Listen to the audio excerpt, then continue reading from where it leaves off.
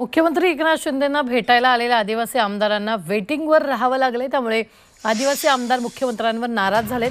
पेसाच्या मुद्द्यावर एकनाथ शिंदेंनी आदिवासी आमदारांना दुपारी 3 वाजताची भेटण्याची वेळ दिली होती। मात्र संध्याकाळी 7 वाजून गेले तरीही सह्याद्री अतिथीगृहावर या आदिवासी आमदारांना मुख्यमंत्री भेटले नाहीत। मुख्यमंत्री भेटीसाठी वेळ देत नसल्यानं त्यांना भेटायला आले आमदार नाराज झालेत। मुख्यमंत्र्यांच्या भेटीसाठी आलेल्यांमध्ये राष्ट्रवादी अजित पवार गटाचे आमदार नरहरी झिरवाळ, डॉक्टर किरण लहामटे आणि सुनील भुसारा यांचा समावेश होता। तसंच भाजपचे खासदार हेमंत सावरा आणि अपक्ष आमदार राजकुमार पटेल यांचा समावेश होता।